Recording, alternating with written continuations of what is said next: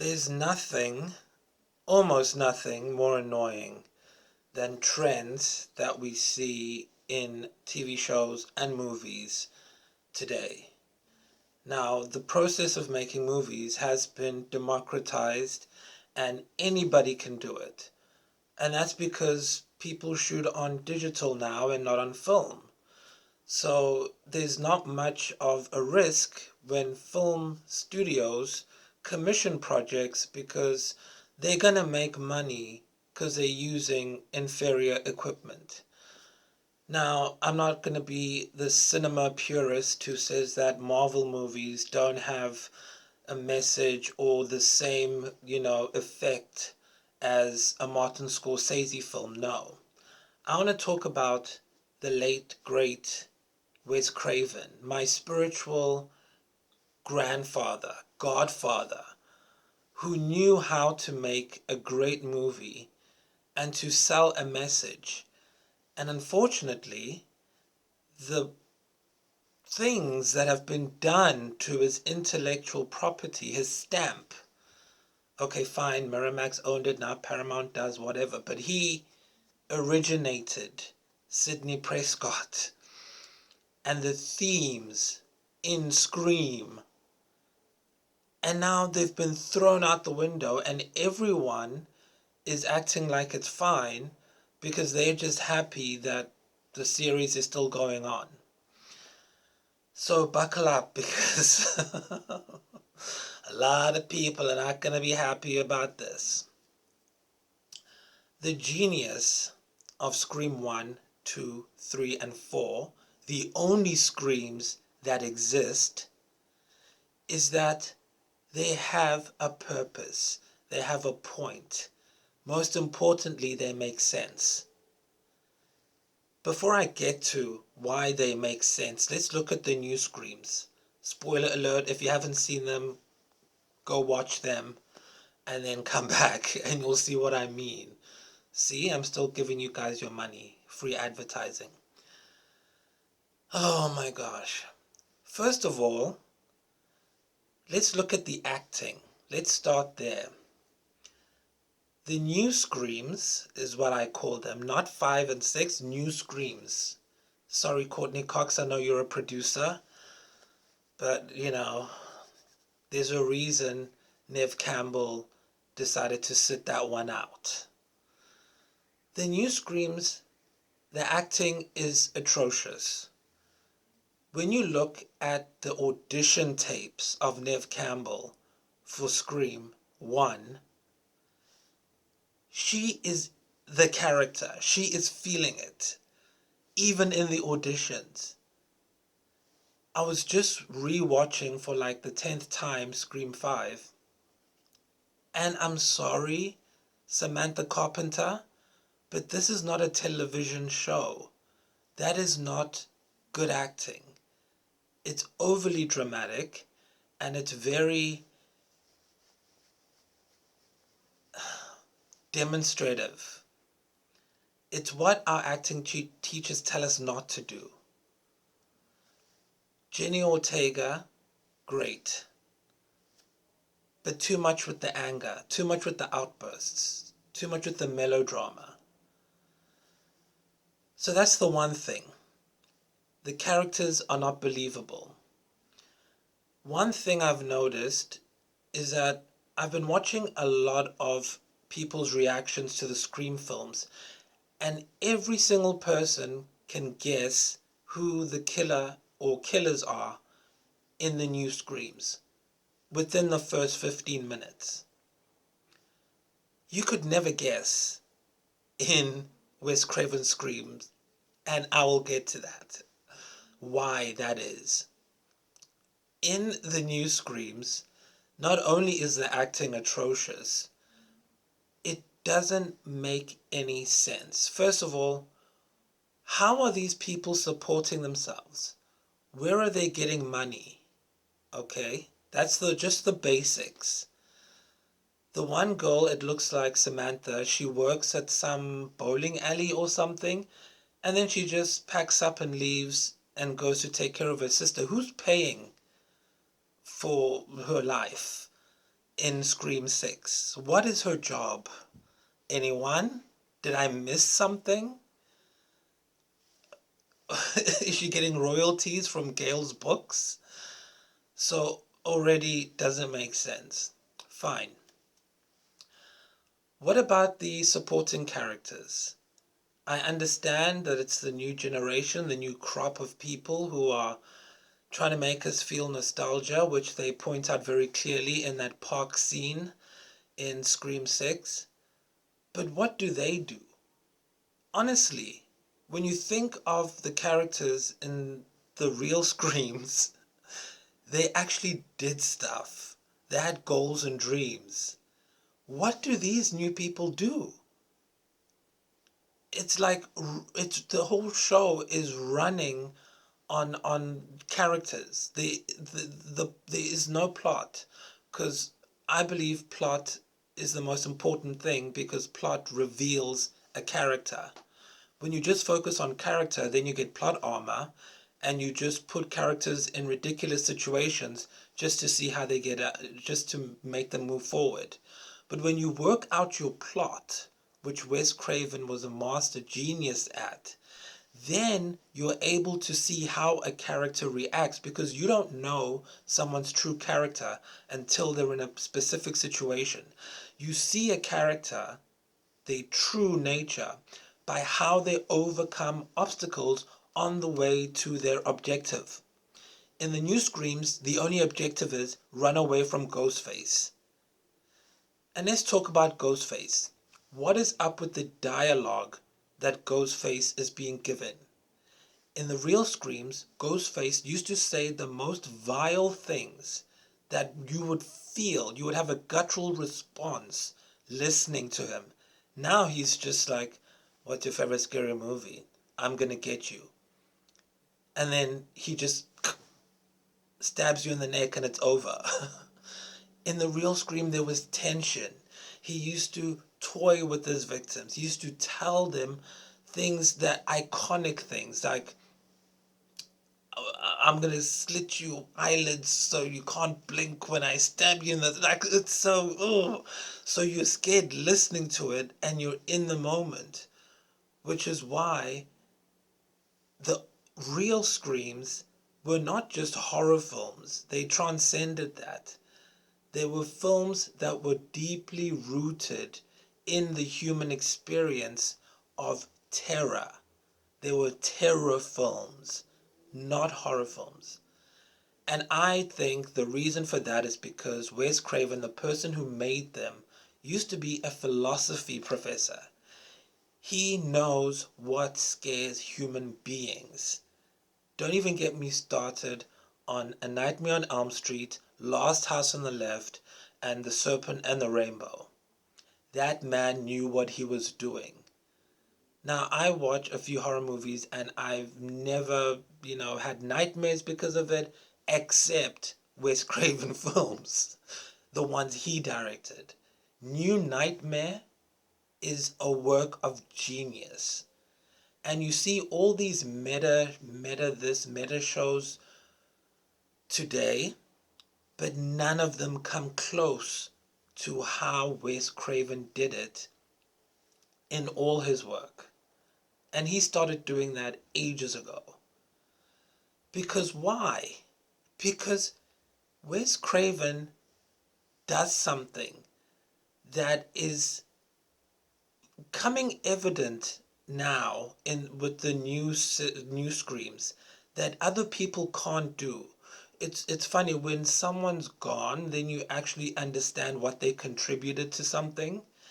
And I realized the thing that makes Wes Craven a genius is that he factored in the audience's preconceived notions and ideas before going into the theater.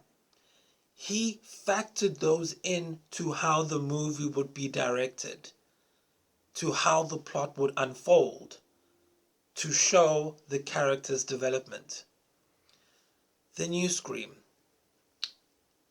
The fifth one, I didn't enjoy the first half hour or 45 minutes. And then, of course, when the gang comes back, it was more enjoyable. It was forgiven. But the killers came out of nowhere. I mean, one of the killers. That was a weak plot point. Amber.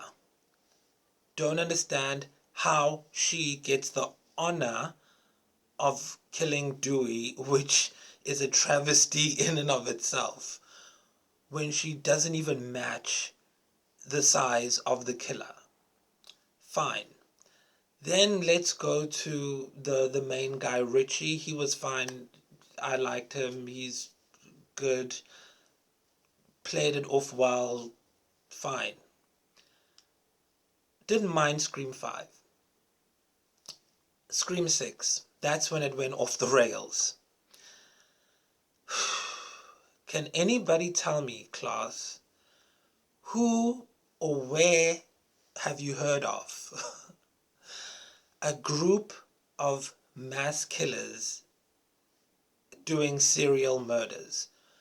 That plot is so contrived, it has no bearing in reality. What are the chances that an entire family of people would be serial killers? The chances of that are none, because it's never happened. Even Charles Manson and his family, which was the family, were not that blood related. And Charles Manson didn't even do anything. He was just the guy in the hippie village minding his business.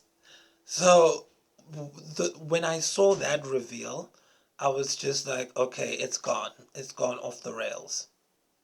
And I'll tell you how this series should have been rebooted or brought back. There's a very simple way they could have done it that would have made everybody happy and respected the memory of Wes Craven. Okay, so we've covered that they have no jobs, so they have no goals. If a character has no goals, then you don't know what they want. If you don't know what they want, then you can't empathize with them because you don't know what the stakes are for them losing out on what they want. So you can't relate to any of those. Now let's go to Wes Craven's Screams. There's a lot more I could say about those films, like how the kills are just too quick, very basic, unlikable characters without a point, bad casting, all of that. But let's go to Wes Craven's Screams, the real Screams. Wes Craven had a theme. The theme was family. In all the 4 real Screams, the through line theme is family. From the very first kill of Drew Barrymore to the very last one of Emma Roberts' character Jill, it's all about family. Now, some people can argue and say, well, the new Scream was also about family, about Billy's family, and about how Richie's family came back to take revenge. But that's a very surface level interpretation, because the way they did it in the new Screams is very on the nose. It's very, oh, well, my dad was Billy, so I might be like my dad, hereditary, and then you killed my son, so I'm going to come kill you. Some people will say that's like Scream 2, but it's not. Wes Craven's through line of family came from the idea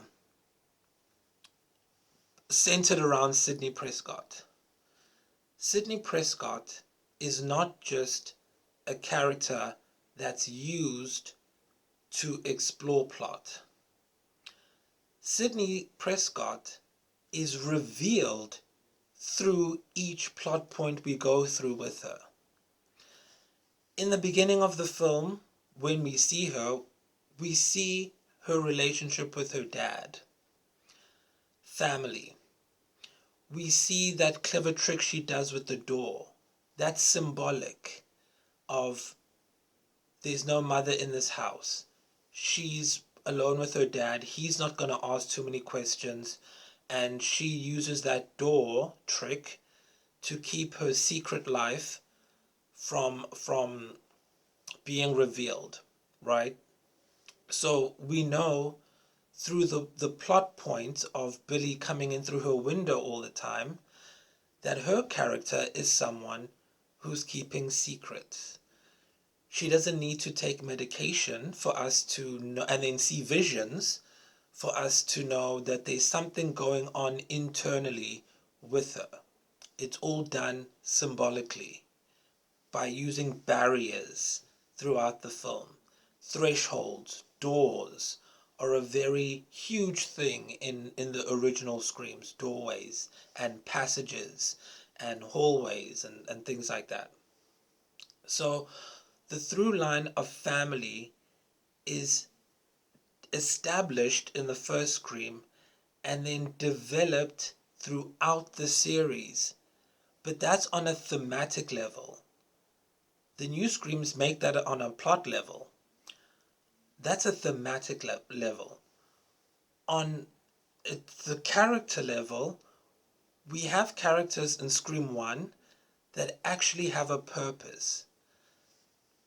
Sydney is feeling guilty that she's not able to connect with Billy. Randy is working at the video store and he loves horror movies. He actually has a thing, and we see him in his environment at the video store. Did we see Chad playing football when he's supposed to be some kind of jock? Did we ever see anyone in the new Screams working besides playing pool and going to parties? Did we ever see them in a classroom? In Scream 2, we see Randy in his film class. Again, establishing this person has goals, has a vision for his life. We see Sydney in Scream 1 in her environment, at school, at home, just her life, following her life. I can't believe I have to give a basic, God. We see Tatum. We see Billy and Stu. All of these people have characters. They're not acting like a TV show. They are acting like people. They are well defined. They know who they are. Matthew Lillard should have won an Oscar for his work on Scream 1 because that's just deranged. It's so unique. It's so different. And it sucks you into the story. So all of them have something to do and a purpose in the world.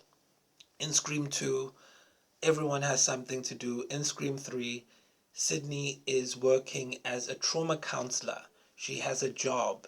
We can see how she can afford to pay for all this stuff. In Scream 4, she has a job. She's writing books. She's working. She has goals. It's like script writing 101, people. Meanwhile, in the new Screams, they just go to therapy, they go to parties, they run around kissing people in the lobby of the building. Where's the income coming from? Who knows? Because they haven't talked to their mother for 10 years or however long she's gone.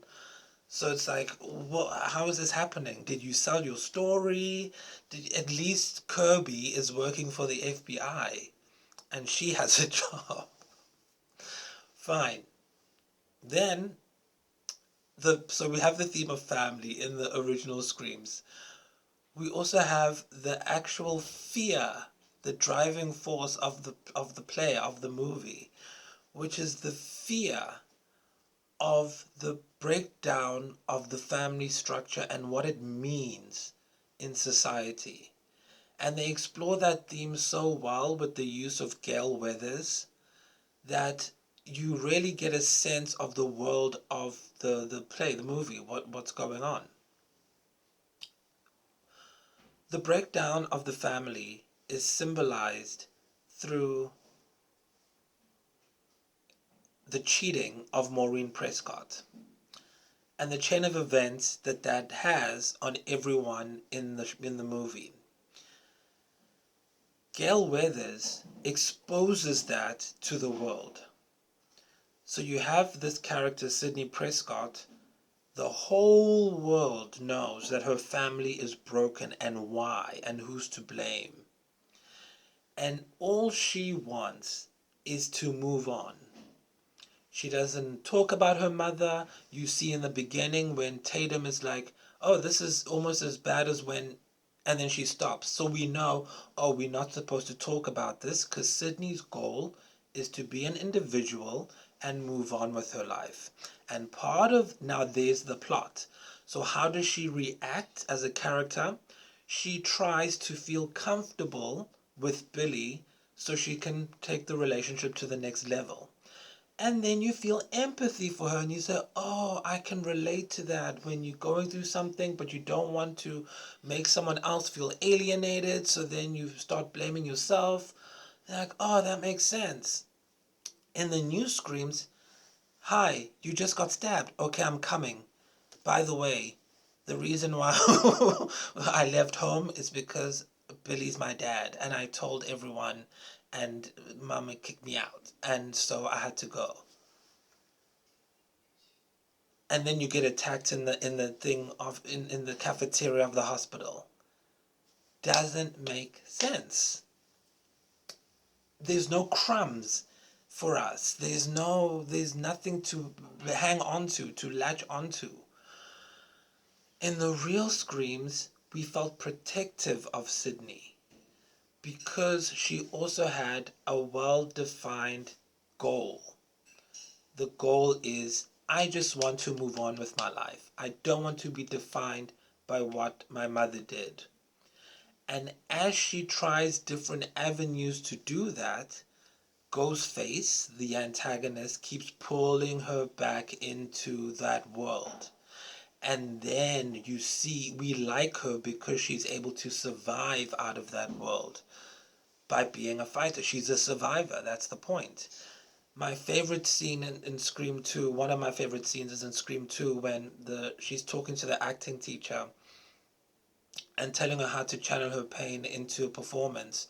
And then she actually goes up and does the performance, and everyone's wearing masks, and they doing that scene. She's playing Cassandra, and then the ghost face comes, and then you don't know if she's imagining it, if it's trauma, or if he's really there. Obviously, he is really there, but you get to see inside of her mind without actually using visual effects and computers.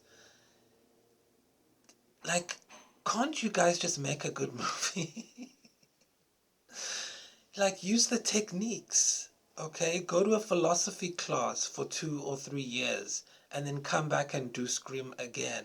But don't do Scream. I'll tell you at the end what they should have done.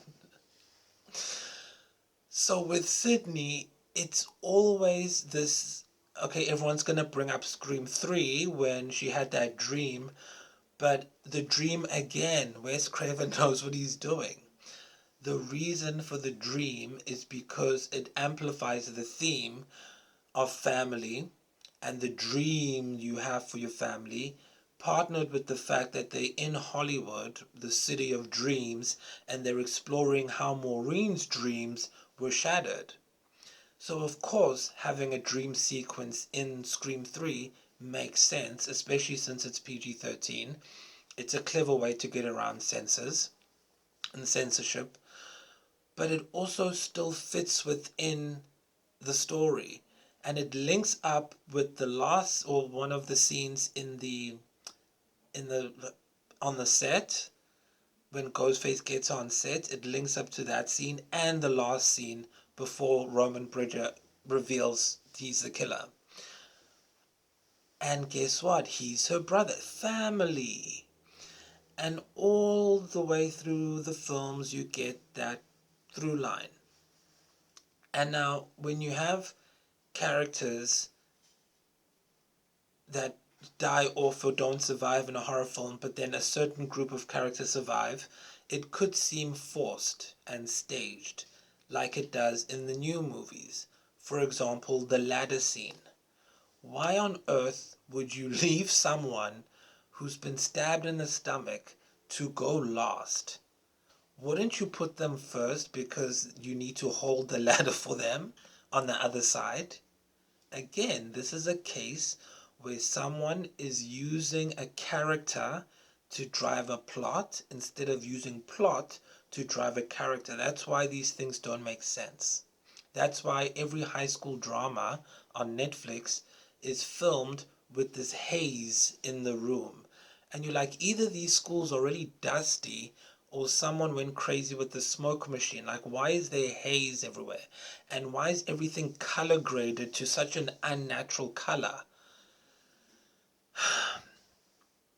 So, going back to the matter at hand, in Scream, you have the real Screams. Scream 4. Just look at the genius of Wes Craven. He knows, like I said, what we are thinking before we come into the cinema. So coming into the cinema of Scream 4, we're thinking, oh, Emma Roberts is in this when we see her come on. She's obviously going to take over for Sydney. So she's a big star, you know, related to Eric Roberts and Julia Roberts. So it's the fourth film. They're rebooting the franchise now. The trilogy's done. She's going to take over and, you know, no more Sydney. Wes Craven knows that's what we're thinking. So what does he do? He makes her the killer. Why? Because we're not gonna see it coming. And then you look at her and she's so skinny and small, and you're like, well, how could she have been the killer? And so then Wes Craven dedicates the last act to show you how she could have been the killer. Because if he just revealed it was her, like in Scream 6 or the new Scream, whatever, the last one, where the girl who pretended she was, what was her name, Jeannie or something, they pretended she was dead and then she ended up being a killer. There's no way, I don't know, it just doesn't make, it just that scrawny chick and the brother, you telling me they did all of that? I don't believe it. But Wes Craven gets Emma Roberts for the last 15-25 minutes to take off the ghost face mask, and in her normal character that we've been seeing her for the last hour and something, gets her to go wild. Smash herself up, hit Dewey with the bedpan, jump on Sydney, punch her in the gut. Then you go, oh yeah, she really is the ghost face. And then you leave the movie feeling satisfied that everything made sense. You don't know what it is. You can't put your finger on it as a viewing audience member. But as a dramatist and a writer, I can tell you, it's because it was written well and it makes you feel good because your mind is not trying to fill in blanks or fill in holes where there shouldn't be any. So again, Scream 4, and then Sydney sells it and speaks to us, the audience, who went in there thinking Scream 4 was a reboot and that she was handing over the reins to Emma Roberts. She says, you don't fuck with the original. And you just lose it. Because you're like, yes, I get it. And he gets you. He knows us, the audience. And I'm sorry, but I could have made better new Screams because I know Wes Craven inside and out, like the palm of my hand. I know how he thinks, why he did what he did, everything. Like, I know that man, okay? And it's just so disheartening to see such a well curated property, and you know it's been well curated because Neve Campbell, Courtney Cox, and David stayed with the movie from the beginning. And you know, you don't work with people if you don't have to, especially in this industry, and especially if you don't like the material, you don't do it. But the fact that they kept coming back wasn't because of a favor.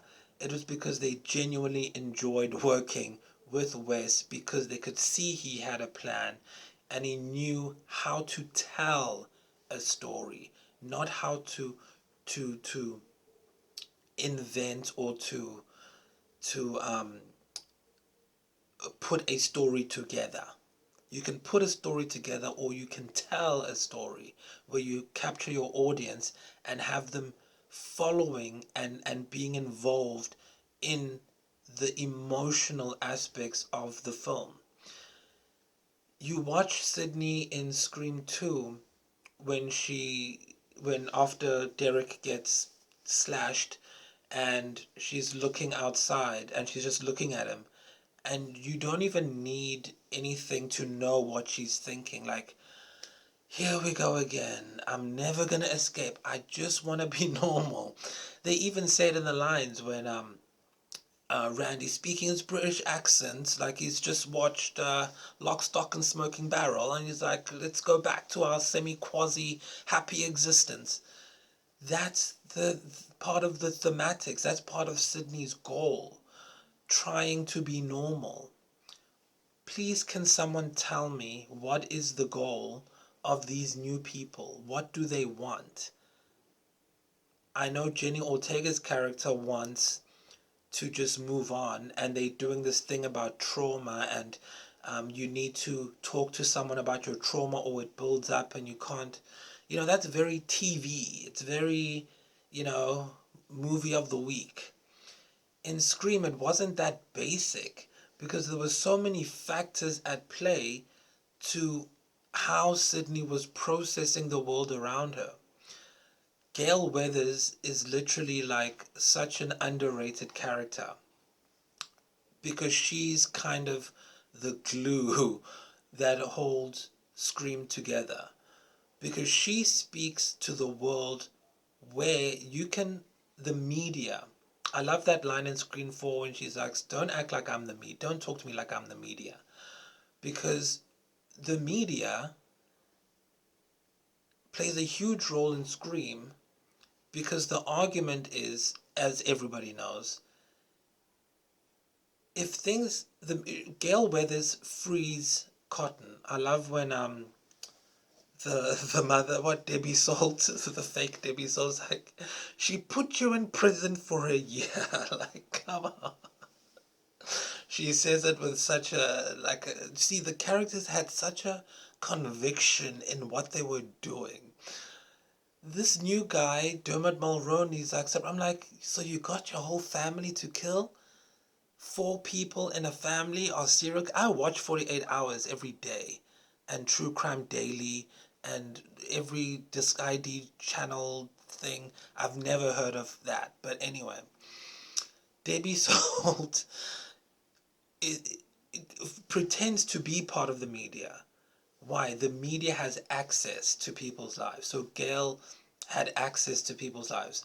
But Gale is the glue because she is the positive side of the media where she got Cotton freed because she was after the truth. And they always talk about the truth in Scream as well. And they explore the truth through the truth of Maureen Prescott. And so with Gale, her being representative of the good side of the media, solving crimes, getting to the bottom of things, knowing why people are doing things, but at the same time, keeping Sydney locked in the past, which she's desperately trying to escape, and then ultimately realizing that she needs the people around her in her world, even the bad side, the media, in order to facilitate her survival. And it's beautifully represented in Scream 4 when she's the one writing the book now. She's the one telling her story. But then again, excuse me, you have her agent or her publicist or whatever who represents that darker side of the exploitation, which explains not just in Scream 4 why people kill, but in the whole movie why they do. Because they want that notoriety, except Billy and Stu. But I think that was perfectly tied together when Roman turned out to be the real mastermind of the whole Scream, of Scream 1 at least, because he's the media, he's the art media, he's the film entertainment media, not the news version. So then it gives you a broader scope to say, yes, indeed, this whole thing is tied to media. You have this kid, Roman, who was abandoned by his mother. He dove into film, right? Became a director. Before that, he went with, his idea to Billy to go and do the first crimes. And then he filmed the mother cheating, by the way, then showed it to Billy. So, film or entertainment, the media drove Billy to kill, but not the media on TV, the media of seeing his father cheating on his mother with Sydney's mother, with Maureen. And so then when you see how that affected him, and then how Roman is directing Stab using his trauma to turn it into art, and then you have Gail gluing this whole picture together by saying, I'm not making movies. That's why it's so funny in Scream 3. She's very anti-Hollywood and everyone talks about her bangs, but her bangs are actually really good because that's the movie. If you follow the theme of Scream, that's the movie where Gail wouldn't be stylish or wouldn't be cool look. Like all her outfits are weird, everything's weird because she isn't about as a character, and we know this from all the plot we've seen her through. She isn't about the fake story. She's about the true story and finding out what really happened. And they had to separate that from the idea of entertainment and movies, which is woven into the story. And Wes Craven knew that, and he knew how to do that in a way where it didn't feel weird or fake. In the new Screams, there's not a distinction made. Partially because they don't even have Gail there doing much. But the thing about fandom, like a toxic fandom being a killer, okay, fine. I'll allow it. But I won't take the idea of Richie's family being a group of mass killers. And so in Scream, the new Screams, you have so many pockets of the world that are missing that then you don't understand why the characters are behaving in the way they're behaving. They're very smartly written, they are nostalgic, it's fun, but there's nothing memorable. I can't tell you a single quote.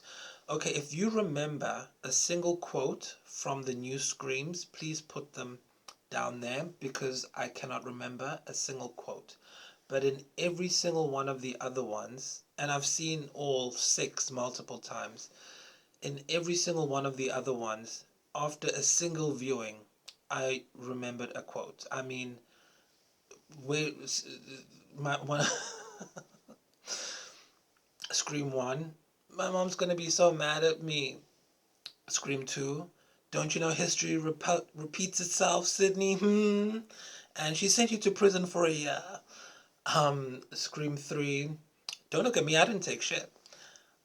Scream 4, don't fuck with the original. That's just off the top of my head. There's so many more. Scream 5, get out of the hospital. Don't talk to me.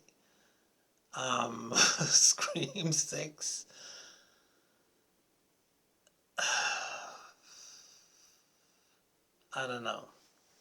When the security guard comes to Gail and says, here's the phone. He's asking for you. I'm just trying to contain myself because I don't want to sound like a loon or a nut. So I'm being very, very, very toned down. But I'm gonna make another one on this. This is just the first one. I'm gonna make another one to there's just so many layers. Um, Even down to the directing and the camera work and how certain things are framed so that remember with the shoes, they would show everyone's shoes. They would show Ghostface in the reflection at the shop, and then you don't know it. Like what? Like what? Um, In the new ones, there's none of that. Um, there's just a lot of stuff missing. And it boggles the mind why they did that when what I truly believe they should have done is left it at Scream 4, the real Screams. And then they should have made Stab. And they should have started with Stab 5 and called all the films Stab. You're welcome. Can I get my money now? Can I get my check? That's the solution to the Scream problem. Make them stabs. That way you stay in the world of it, but you get to get away with a lot more of the goofier elements. There's so much stuff in the Scream movies that you can make a transmedia narrative around it and not lose your core audience or fan base. And the Stab films could exist in another alternate reality as their own thing. So that means, yes, we lose Sydney, we lose Gail, we lose the others, but you give this new crop of actors who were much better chemistry wise in the Scream 6 than they were in Scream 5. In Scream 5, I was like, who put these people together? There's a goth chick. How does she fit in with this friend group? Where does she work? Why is she a goth? Why is Jenny Ortega her friend? I heard somewhere that they were going to be a couple or she had a crush. No. Show us then. Why are they friends? Doesn't make sense. Scream 1, all of them look like they had a purpose to be together. Why? Because you have Sydney, who's friends with Tatum. Tatum is dating Stu. So it makes sense that because Sydney's dating Stu, they would hang out together, the four of them. You would never just have Sydney hanging out with Stu on her own. It would never make sense. Then you have Randy, who's obviously Sydney's friend from when they were like in primary school or whatever, and he's always had a crush on her. So he will be around where Sydney is, and you can see the other two guys don't like him because they're not his friends. They're just there for their girlfriends, and he's there because he's friends with the girls. It makes sense when they're sitting together and having that horrid discussion about liver alone, and Randy's trying to fit in so he doesn't get shut out, so he starts acting crazy like Stu, and then Billy's just over the whole thing because he's planning to kill the people, and Sydney's like, what is going on? Please leave me alone, people. I just want to be normal. And Tatum's just like, pow, super bitch, down. It made sense. These people, Hobbs and Shaw, who are you? Why are you hanging out with your twin sister? Since when do siblings hang out together? Tell us why. Show us why. Why is there a goth there? Why are you, the jock, dating this weird drug addict looking chick? That one was dodgy. It just didn't match. Who else was in their crew? Yeah, it was just the four of them, I think. And then the guy who dies first, Kyle Gallner's character, God bless him, he's the best actor in the world. Um, and I can't wait for him in Smile 2. Smile 2. But what was the purpose of killing him first without even a building up? In Scream 1, the first kill is built up. Even in Scream 2, Sarah Michelle Gellar, they build it up. They give her like her money's worth for the day. Even Jenny McCarthy in Scream 3, she's built up her death. The cops, Anthony Anderson and Adam Brody, they build them up. This Kyle Gallner is a big name. He's like in the Haunting in Connecticut, he's in the Possession Hour, he's everywhere. And then they just get rid of him in 1 second and we're supposed to feel sad while playing the iconic song. How dare you, people? You don't play that song as real music, as diegetic sound. You play it as non-diegetic sound. And this is the biggest crime of all. They got rid of Marco Beltrami. That's just a travesty. Get the fuck out of here. You cannot have Scream without Wes Craven and Marco Beltrami. I did a whole fucking project on Marco Beltrami, okay? I did a whole presentation for my media music production class. How dare you people? So this entire shit show, and I know everyone's excited now because it's new and, but in 10 years, you're gonna watch this and say, yep, he knew. And I've been keeping it in for a while. But I mean, I did Randy in class, that scene on the videotape in Scream 3. I did that as one of my exams for acting. So it would be this. I'm just doing this for the art of it. For the arts, for Wes, the real one, Craven, and I'm gonna do another one because I feel like I don't know if I got it across as concisely or as clearly as I wanted to, but just watch those movies again and think about how you feel in the real Screams versus the new Screams.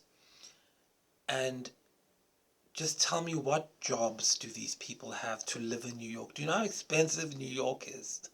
Where are you working? Who's paying for this? Did you get sponsored by the government because of the trauma? Like, what happened?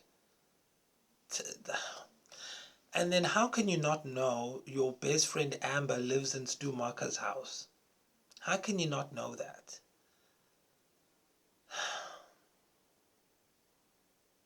I'm gonna do another part.